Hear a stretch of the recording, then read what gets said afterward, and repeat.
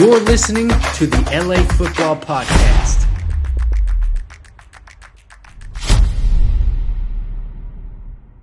Hey, Los Angeles, welcome in to the LAFB Lounge. Here is the LA Football Show. Madman, I'm Ryan Dowd, excited to be coming at you live on the Mightier 1090 ESPN Radio, always on LA Football Network, LAFBnetwork.com. We are your destination for Los Angeles football.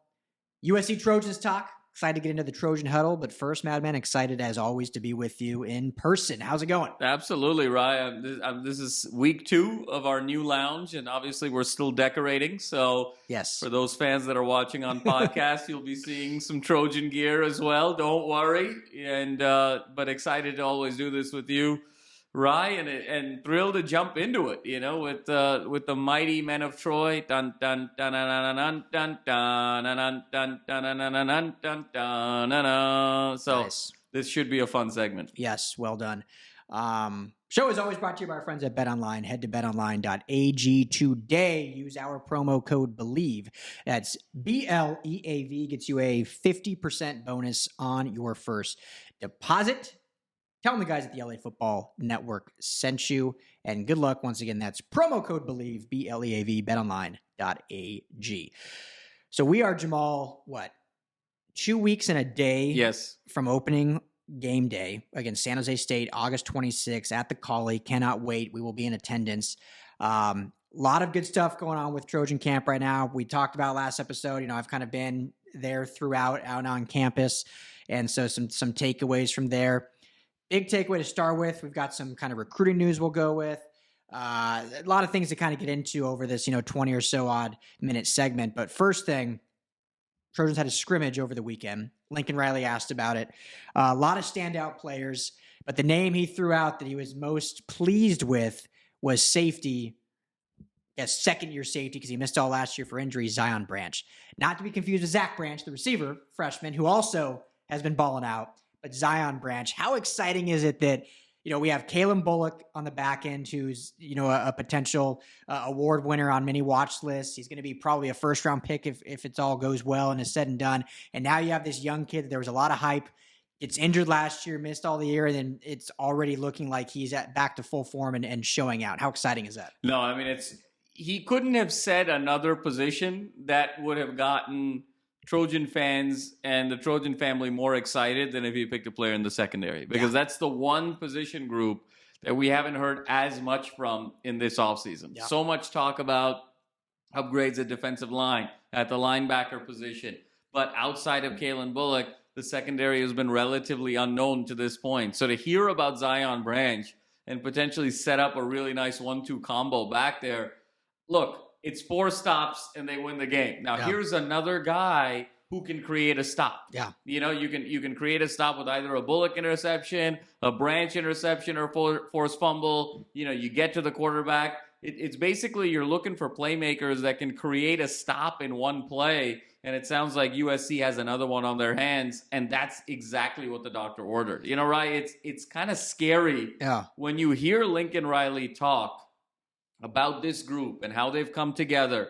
And when you hear the players talk about the expectations and them leaning into it, and they understand the pressure and the responsibility, this team is talking like a playoff team from day one. Yep. And I think the bar and the expectations has to be there this year that it's playoff or bust. And this is the first time, I think, since Darnold's second year coming back, since the Barkley unfinished business year, post Pete Carroll, that we can really talk about this. And so very, very exciting in USC land. Yeah, we cover 4 teams in this town. LAFB was incarnated. It'll be 4 years in November. And in all the time covering these teams and specifically talking Trojans dating back to the Clay Helton days, I mean, this is the most kind of business-centric I've seen this program and this team, as you mentioned. I mean, it is full go. It is eyes on the prize. It's no messing around. I saw it at USC Media Day. Like, everyone was just so locked in the whole time. And, you could get guys to joke a little bit and crack a smile depending on the questions. And they're still human beings. There's still a lot of them young men, or even, I guess not kids after 18, but young men. But they're so bought in to what Lincoln Riley has built and what this coaching staff has built. And just going back to Zion, Jamal, the excitement is all about the offense, as it should be. I mean, Caleb Williams, we don't need to keep talking about it. Everyone knows how good he is. The offensive line, I think, is going to be much better than people give credit for. The running back room, I think, is unreal. I mean, everyone talks about, when you see like lists out there, it's Austin Jones. Where does he rank among, national running backs? And no disrespect to Austin Jones, but he might not even start. I mean, He probably won't. Marshawn, I actually think something would have to go wrong for USC season for Austin Jones to stay the starter. Yeah. Like, he could be the starter. He could be the guy who's in the first drive. But the guy who's going to lead this team in carries is going to be Marshawn Lloyd. Yes. Let's end that debate right here and now. Exactly. And the freshmen are incredible, and they're going to be a lot of fun.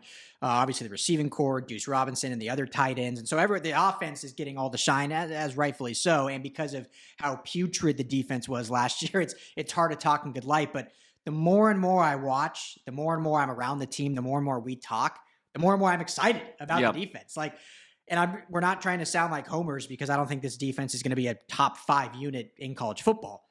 But there might not be top 5 in the Pac-12. But but there's no doubt in my mind they'll be exponentially better than last year. Yes. And there really is no doubt in my mind, or I shouldn't say no doubt in my mind, but there definitely is a world where they could be top 5 in the Pac-12. Sure. Based on the talent they have. If it all comes together, and if they don't shoot themselves on the foot schematically, and if they buy into that, as the game goes longer, we get better mentalities. So it's good to hear when the head coach, who's offensive minded, is praising defensive guys, because we obviously did not hear that last year. No question about it, Ryan. I'm saying it sort of tongue in cheek. For this team to be successful, even if this team is 6th in the Pac-12 in defense, they're going to run away with a tremendous record, most probably win the Pac-12, be in the Pac-12 championship game, and go from there. So, again, the bar is not high in the sense when you have what you have on the offensive side of the ball. But in terms of that talent upgrade, in terms of the mentality upgrade, this is a make it or break it year for Alex Grinch now. We're really out of excuses here, and now it's time to perform. And Lincoln Riley's sticking with his guy, his friend, his compadre. He's setting him up for success with all the great recruiting that they did in the offseason. Now it's time to put it all together. But you're absolutely right, Ryan. I mean, in sort of getting a sense and a feel for this team, I don't know if I've seen a USC team quite this much of business. Yeah. Even in the Pete days. Yeah. I mean, in the Pete days, it was all loosey-goosey. Sometimes they were a little too loosey-goosey. It worried me, even in their heyday. The Texas loss was they were a little too loosey-goosey, right? And beyond. So the fact that it's kind of a rarity. It's not just in the LAFB era, but I haven't seen a USC team with this combination of talent and seriousness since, the turn of the century. And it's really exciting to say that and to genuinely believe it and mean it. And this is going to be preseason number 6 that they've come out with. I think that's low, frankly, but given where last year ended, that's sort of about right in terms of reputation. But this team, I don't expect them to be lower than 6 at any point this year. Yeah. Do you think, and this is, we didn't plan to talk about this, but since you brought it up, would you have them top 5?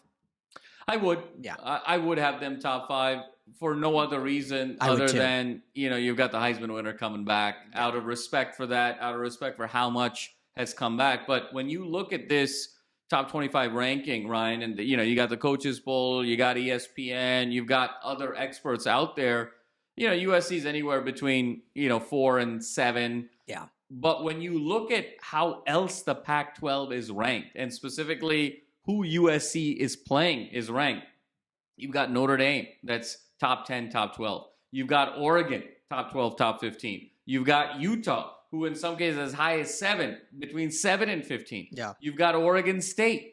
You've got UCLA even cracking some top 25 lists. Washington, that is, top 8 to 12. Yeah. There's 5-6 teams there, right there alone, that are top 25, and arguably even higher. They could play 5 top 15 teams this year. Yeah. And, they go 4-1 in those games. There's no doubt, from a resume standpoint, that this team should be in the playoff. Yeah, no, absolutely. We've talked about this a lot last year and towards the end of last year. I get the excitement of preseason polls. Yep. It's fun for us to talk about. What I don't like about it, as we've mentioned, is it kind of predetermines then some outcomes down the line. Like if, for instance, all the teams in front of them go undefeated, like that weighs in people's minds. Well, why it anchors bias. Yeah, like how can USC jump them if these guys haven't lost? Whereas if you just start with no rankings ahead of time, then you can't preconceive those notions. You have to judge based on this year's performance. So that's why I'm not a huge fan of the preseason rankings because if those teams don't falter ahead of them, it's very hard to jump, which we saw last year. Now, obviously, the season didn't end how USC wanted, so it wouldn't have mattered. But there was a lot of talk of are they even going to make it just because the teams ahead of them were always ahead of them throughout the year. I totally agree with you. And that's the same reason I'm not a huge fan of it. Having said that, if you lean in and say, okay, we got to embrace the preseason rankings as a part of the sport for now. Yeah. That may change just like everything else, but for now it's part of the sport. I can think of no ranking better than being preseason 6. Yes. Because you're outside the top 5. So I feel in preseason and camp, when you're preseason top 5, so many of the questions are on your ranking. Like think about, preseason 1 and 2, you sort of come in with this weight of expectations, and a lot of teams start slow because they feel the pressure right off the bat. 6 is that perfect spot where you're just outside the top 5.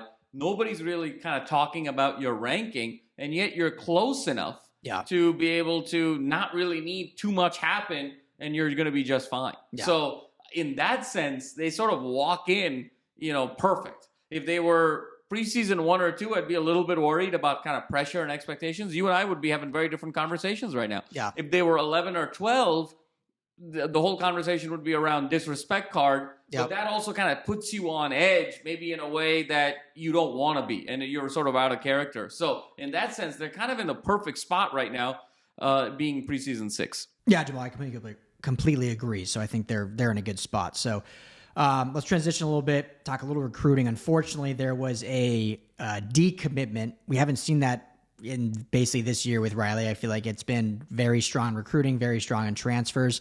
And we now see one decommit 4-star corner is flipping his commitment 75 ranking in ESPN, flipping from USC to Oregon, basically saying this was his dream school all along, which he said about USC before.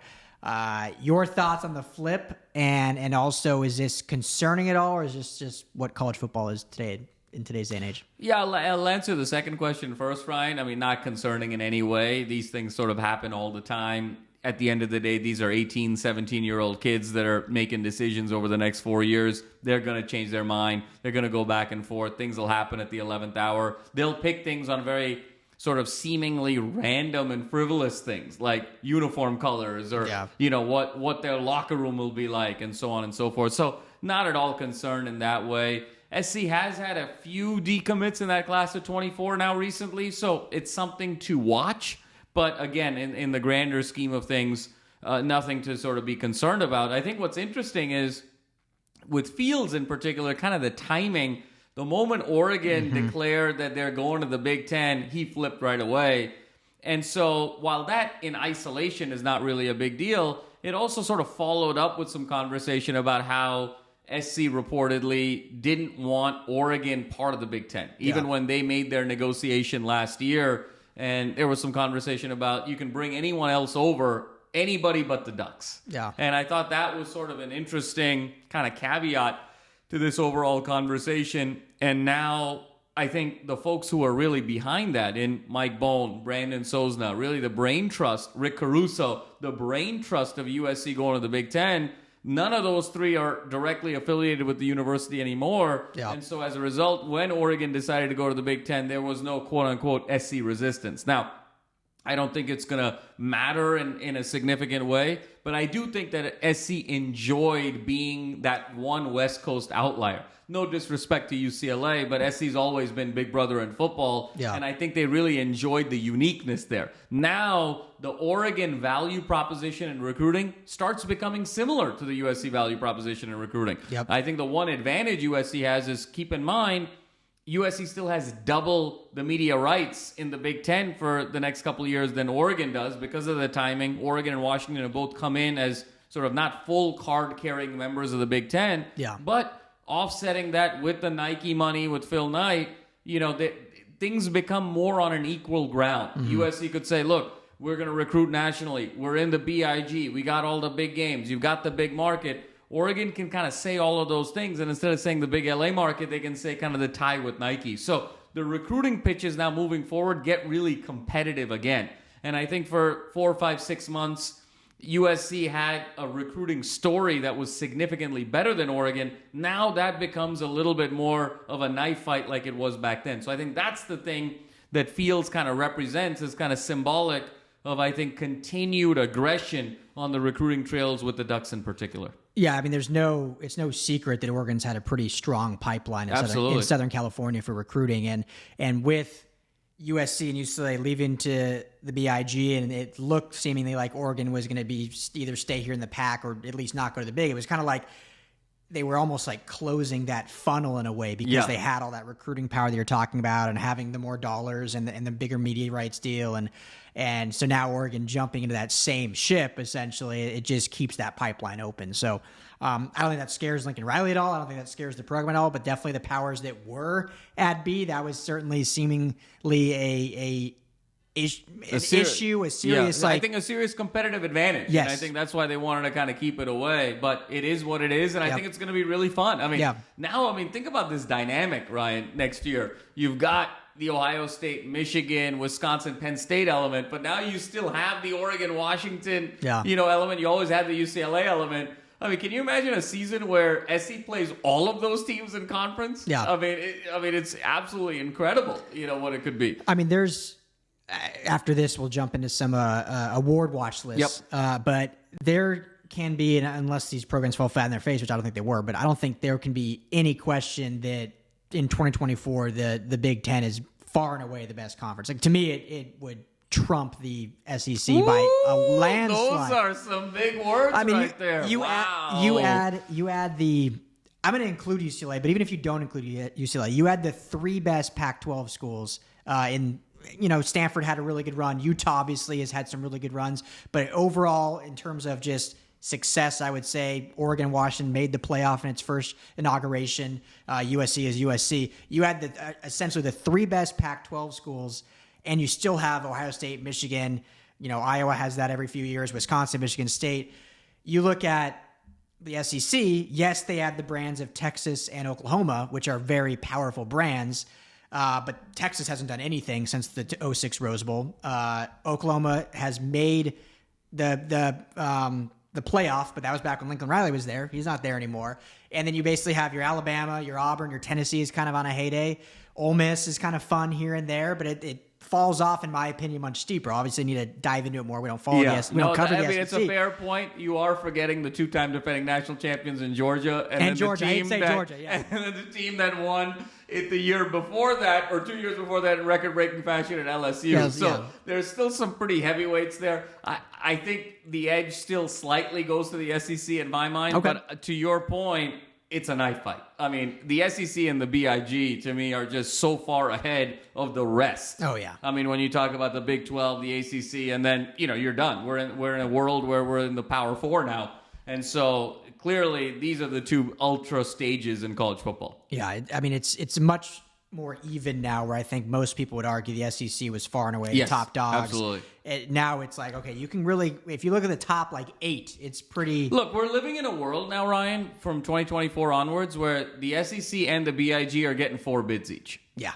Oh, yeah. Out of the 12. In the world of 12, yeah. In the world of 12, each of those. So to make the playoff, you're just trying to get top 4 in your conference. Yeah. And for a school like USC, when you look around and say, okay, we got Ohio State, okay, we got Michigan, Oregon, Washington, that really shouldn't be a problem. Yeah. USC should be kind of perennial playoff team here. Oh, yeah. And so I think that's what makes it so exciting, where there's a real path. Now, once you kind of get in, to be able to win 3 or 4 elite games, that's a really hard thing to do.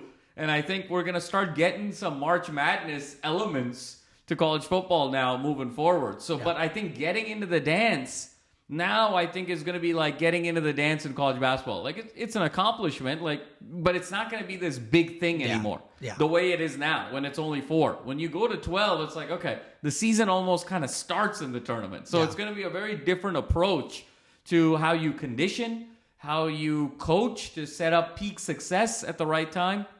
That all being said, USC set up for success. Yeah, it's exciting time. Like I can't wait to. Obviously, we have this year in front Absolutely. of us. Like, let's win the Pac-12 in its last. Let's final win. We've only won once in 15 years, Yes. Ryan. So you know we gotta go out the right way. They gotta win it. Yeah, the last it'll ever be. So let's talk about some awards watch lists. A lot of Trojans on these lists. I'll let you kind of run it down. We can kind of talk briefly through. We don't have to spend a ton of time, but we want to at least mention and recognize, and maybe if there's any surprises. Well, Ryan, I mean, no surprise here, but USC is littered all over, Pac-12, all Pac-12 first, second, and third teams. Yes. Leading the way with 6 first-team selections. And I think there's some usual suspects on here, but then I think there's also some surprises. So I'm going to read it off, Ryan, and I want to get your kind of initial take. Perfect. Based on what you've seen in practice as well. So the biggest shocker of all, no, just kidding, but Caleb Williams, a quarterback, surprise, surprise. Yep.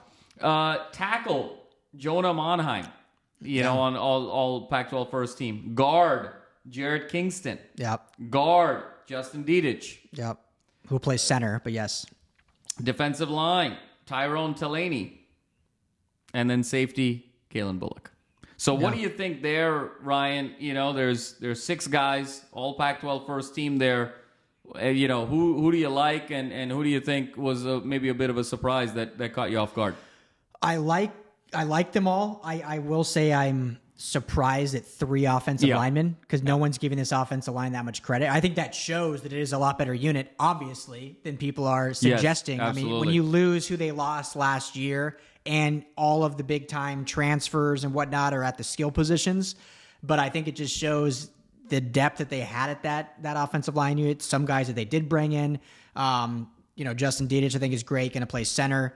And we talked to him a lot at Media Day. And so I think it's a very, very obviously a good thing, but it definitely is surprising when that unit's getting zero shine and there's 3 of them on the all Pac-12 watch list. Ryan, it's so interesting that you mentioned that because I feel the same way. I think all of the conversation, both in spring ball as well as going into fall camp, has been the offensive line making strides and the hope for it to be this seesaw in practice every day. The pendulum swings on a daily or a weekly basis between the offensive line winning some reps and the defensive line winning some reps. And so far, the narrative has really been that the defensive line has been winning more than their fair share. And so having said all of that, to see 3 guys in the all Pac-12 first team, is telling. Yeah. And only 1 defensive lineman. And only 1 defensive and lineman. not the big names. Which is where I was going to go next is, when you're thinking defensive line, you're thinking Bear, you're thinking Barr, you're thinking Bars, you're thinking Sullivan, you're thinking all of these guys. Tyrone Taleni is not the name that you think of. And so part of me, I think I'm excited that some of these guys are flying under the radar. They probably feel like they want to prove something if they see this list. But part of it also, we talked a little bit about anchoring bias at the start with preseason polls. I feel like with some of these teams as well, these first team, second team, third team selections, if you didn't play in the conference last year, or you didn't, for either you were at another school or you were injured or, you redshirted or you're just coming straight from high school, you're really disadvantaged. It seems to really favor guys that these writers have seen before, so they can at least sort of make an apples-to-apples comparison, because it's hard to kind of gauge someone who played in real competition in your conference the year before versus guys that are just in practice. Yeah, no, absolutely. That's a great point. The other one surprise, I'll say, I'm a little surprised no receivers on that list with how good the Pac-12 has. Great receivers. So, I mean, it's a deep receiving in the entire conference, but USC obviously has the deepest room in the entire conference. So it's surprising not one guy on that list. Well, it's interesting. I mean, Odunze and McMillan of Washington, and then Cowing of Arizona. Those were the 3 guys. And again, all 3 of those guys coming back, right? I mean, all 3 of those guys are returners. All 3 of those guys had over 1,000 yards in the Pac-12 last year. Yeah. So the point you make about coming back has to have weight, because the fact that no Dorian Singer, no Sturdivant from UCLA, formerly of Cal. Those 2 guys, to me, plus the Washington guys, would be the list. Absolutely. So it has to have weight of guys returning to their schools. And then, you look at the running backs with Bucky Irving and Jaden Ott of Cal. It really is. I get Irving, but Ott. Yeah. Ott had his moments last year, but then faded. Second half of the season. So very, very interesting. Well, moving on, Rye, let's go to the second team. 3 more USC selections. You wanted a receiver. A receiver you shall have. Dorian Singer is the USC the receiver on the second team. Then moving along, cornerback, not the corner, not the secondary guy we've been talking about, but Christian Roland-Wallace. Okay. And then maybe the shocker of all shockers to me, the punter. People too. Eddie People too. Zaplicki is on the list. So Ryan, I mean, what do you think about those 3 guys? There's been a lot of shine of Eddie Zaplicki. He's been getting a lot of talk and looking good out in camp. So I love seeing Singer. Like I said, I think when it's said and done, Singer will. Well, it's hard to say because we've talked a lot about this receiving core and just. Is there going to be one guy that shines, or are they just going to be a really good unit? Yeah. And so Yeah. if he doesn't, I think he has the ability to end up being first team when the season's said and done. But at the same time, it could just be because there's 7 mouths to feed that they don't quite have the stats. So second team is a good spot for him. And I love the corner at that spot. He's been looking real good in fall camp as well. No, I agree with you, Ryan. And again, I'm a little bit surprised on this second team, no one in the front 7. No one. Mason Cobb, who exactly was a baller in the Big 12. I'm not surprised that our guy Jamil Muhammad isn't on it. Yeah. I think he can be, but I'm not surprised just because of coming from a small school. Absolutely. But Mason Cobb not being on there, Kyron Barrs, what he's done, Anthony Lucas, shocked those guys aren't on there. Absolutely. And again, I think there's an incumbency effect here. And now as we kind of slide over to the third team, we've got Mario Williams, we've got Mason Cobb, and we've got the Bear, Bear Alexander. So. Yeah. Arguably 3 of the 5 maybe biggest names on the team, all 3 third team, all Pac-12. I'll be honest with you, Ryan. I don't think Mario Williams is going to make a top 3 all Pac-12 team when the season is over. Mm-hmm. I just think there's so much depth at the receiver spot. And to your point, there isn't really a wide receiver 1 here. I think Singer is kind of the leader in the clubhouse. But when you talk about who else is there with Tahj Washington, not just with his receiving ability, but his blocking ability. Mm-hmm. When you talk about the Zach Branches of the world who are, putting on an absolute show. When you talk about the emergence of Brenden Rice. Yep. When you talk about Raleek Brown being used, in the slot situations. I think that Mario Williams, I think he's going to have his moments certainly, but much like last year, I don't know if he's going to put a whole body of work together that'll justify a kind of a top 3 team selection. Yeah, he's such an interesting player, such a great kid, first of all. Absolutely. I think one big note that we haven't talked about is no playing baseball anymore. Remember, he was a 2-sport athlete coming into SC, and he wanted his full focus to be on football. I'm not saying that was affecting his play by any means, but a guy that is super talented, but as you kind of alluded to, hasn't yet. Will that change? We'll see, but hasn't had that skill set that takes a game over. He's a very complimentary receiver so far. He wasn't like the Jordan Addison of last year where you could just see him take games over and no one could stop him. Dorian Singer, we saw him do that against USC last year, just take games over. Mario Williams has had some really nice moments. He's a great route runner, has good hands, has great speed, but we haven't seen that just a single game in general where he's just taken over. So you kind of need that if you're going to be on one of these, all Let me Pac-12 ask you teams. this, Ryan. It's such an interesting point. And I think the expectations for Mario were so high when he came out because he came with Caleb. Yeah. And there was all of that talk on social media that I'm going to go where Caleb's going and I'm going to go, I know where he's going to go and I'm going to follow suit. And I don't want to say they came as a package deal, but they certainly came as a collective. Yeah. Because they both came from OU, both coached by Lincoln Riley. So I think that familiarity of having at least a half a season under his belt with Caleb in big games and in huge situations, I think there was an expectation that he was going to kind of run away with wide receiver 1 last year. Yeah. We didn't quite know how good Jordan Addison was. We knew he was very, very productive at Pitt, but how much of that was competition, team, usage rate, quarterback, all of those things with Kenny Pickett and all of that. And Mario, to your point, great receiver, but a bit of a kind of a gadget receiver. He's a complimentary piece. Do you see a world where Mario Williams might transfer? It's a great question. I don't. I don't want this to come out wrong, so I'm not saying guys that transfer it's like a character thing, because I don't believe that. So I don't want it to come out wrong. But I think by everything he says, he just seems so tied into USC, even though he transferred into USC. But just he sees, like, I've met him now 2 or 3 times, talked to him, and just the way he comes off is he's so bought into this team and what they're trying to do that he's a guy that it feels like, and receivers aren't usually built this way, but it feels like if he goes 3 games without a catch, he's okay with that. Yeah. If the team's winning. Obviously, he wants to be productive if the team win. So I say that, I mean, obviously it could happen where he transfers, but it feels like he just is all in on SC, and being on this team hopefully will propel him enough to get a shot at the next level, which we've seen happen. Guys, last year that didn't do hardly anything and they ended up in practice. They still end up in training camp. So, but it's a good point because one of these receivers probably will transfer. There's just too many. Absolutely. And I just wonder, does he need to kind of potentially, and I hope he stays and he's going to be another great dimension to this offense, but does he need to maybe prove himself in a situation outside of Caleb Williams to be able to kind of show his own talent, and he's not necessarily system dependent or quarterback dependent? It's a question. And I think that question will only sort of reveal itself after the first few weeks and seeing how many touches he's getting and how effective he is. Well, we'll close with this, Ryan. Question for you. 12 guys on these all Pac-12 teams for USC. Outside of Jameel Muhammad, because you and I are both super high on him. We know he's going to make a huge impact. I think when the season is all said and done, he's going to be making one of these 3 teams. Outside of Jameel Muhammad, who's a guy that wasn't one of these 12 that you expect at the end of the year to be on one of these 3 teams?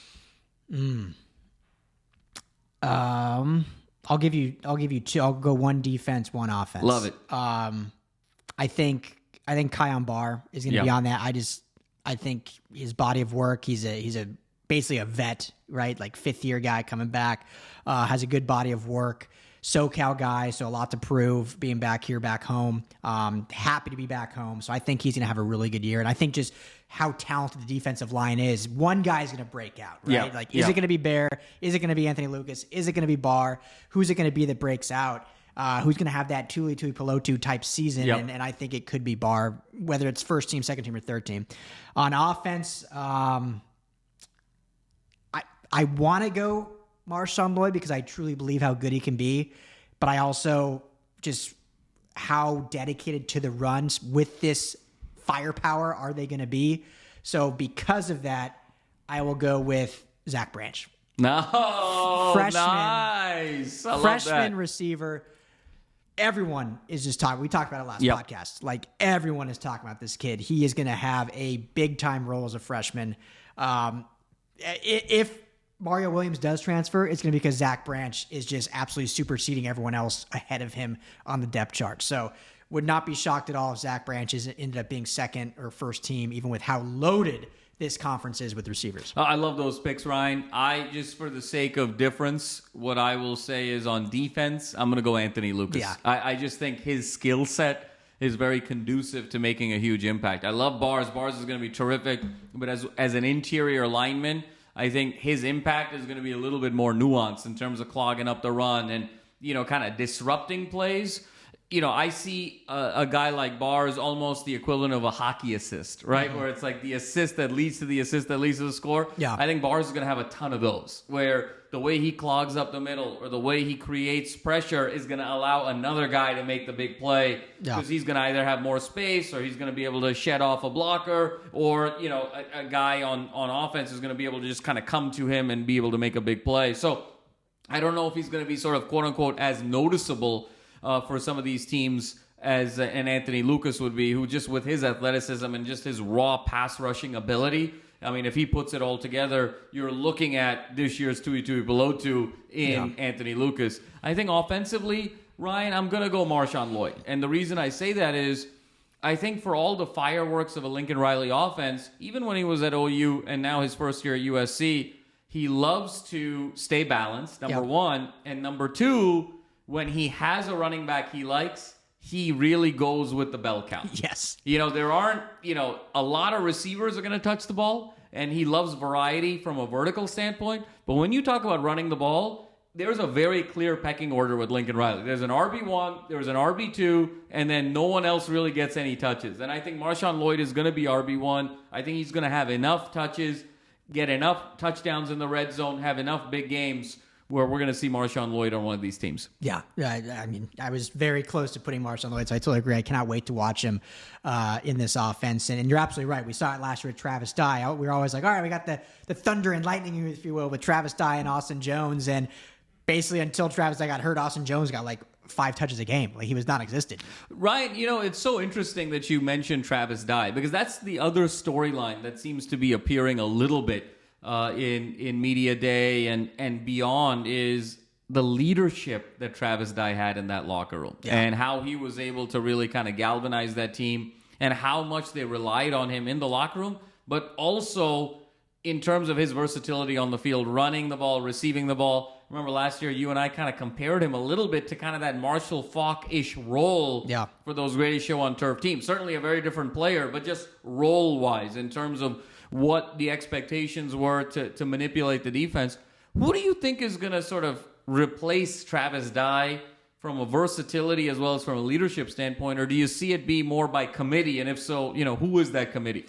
It's a great question. I don't think you can fully replace Travis Dye, and his leadership was unquestioned. We saw it in the locker room. We saw it after games. Like, he was, outside of Caleb Williams, like the guy everyone leaned on. So I think leadership-wise, it'll be kind of more of a committee. When you look at versatility, when talking to Marshawn Lloyd, that was the part of his game that he was most excited about is his utilization in the pass game. Because he talked about, like, he's always been kind of that hammer, like the guy that can just knock the snot out of you and then run into you. But he said specifically, like, I was underutilized as a pass catcher at South Carolina, and I think that's a part of my game that I'm most excited about Lincoln Riley exploiting. And so Austin Jones, I think, has the ability, but he's definitely much more of the hammer. So it's kind of fun if they both have that hammer ability. Yeah. But Lloyd, I think, hasn't maybe shown it to the rest of the world. Yeah. But USC knows he can do it. And so I think he'll be that in terms of the Travis Dye type role on the field. We'll see it from Marshawn Lloyd, which would put him in that first team all Absolutely. All no question about it. I couldn't agree with you more, Ryan, in terms of the versatility. And I think this is where, from a leadership standpoint, the guy we talked about earlier could step into that leadership role in Mario Williams. Yeah. When you talk about the third year in the system, the urgency with which this team is playing. And look, this is Caleb Williams' last year at USC. So he wants to kind of go out with a significant legacy of winning a national championship. This is also year 7 for Lincoln Riley, yet to win a playoff game. Yeah. Lincoln Riley doesn't want to be known as the John Calipari of college football. Yeah. We're a guy who's a recruiting machine, super exciting teams, takes guys to the next level. They're set up for success, but he doesn't really win championships at his level. Yep. So I think he's starting to feel like, hey, I'm not a rookie head coach anymore. I'm not second, third, fourth year. I'm 7th year, second spot on my team. Now with the transfer portal and nil, year 2 has become the new year 3. In a new regime. So I think given all of that seriousness, and I think given the familiarity that Mario has the last couple of years in 2 different spots, he could potentially be that leader. Yeah. And that could sort of really galvanize him in a way that could have a really unique role for him on this team. I completely agree. I mean, I said I don't see him transferring because of how involved he is in this program and this team, and that could be his role, is a pseudo Rudy type role, right? A guy that inspires and maybe doesn't exactly go for 1,200 yards receiving, but makes situational plays when necessary, but also is a big beacon and a voice in the locker room. So I could totally see that. Well, that's great. That is all the time we got for Trojan Huddle. Tons of things to be excited about with this USC team. We've got a bunch of stuff up on LFBnetwork.com. All the award lists are out too. Bolitnikoff, all these Thorpe, absolutely, yeah, all these different awards out there. Let me ask you real quick before we go. Bolitnikoff, we're used to the 2 guys that made the list, Dorian Singer and Tahj Washington. Was that surprising to you, not one of the other receivers? I'll be honest with you. I think that they went with a guy who's got the biggest upside in Dorian Singer, and I think Tahj, the only thing that was missing on his resume last year was touchdowns. Yeah. He had the receptions, he had the yards for a lot of period of that season, and he was getting so much notoriety with the blocking. I think that the one surprise may have been Brendan Rice, given the momentum. Yeah. But I think when you take a step back and say, hey, it was still only 1 game. We need to be able to put it together. So I wasn't quite as surprised as some other people. Yeah. Yeah. So hats off. Love Tahj. He's a great kid and obviously well-deserved. So plenty more. Go to LAFNetwork.com for everything Trojans. And we will be back next week talking all things Trojans. Everyone be well. Have a great weekend. Talk to you then.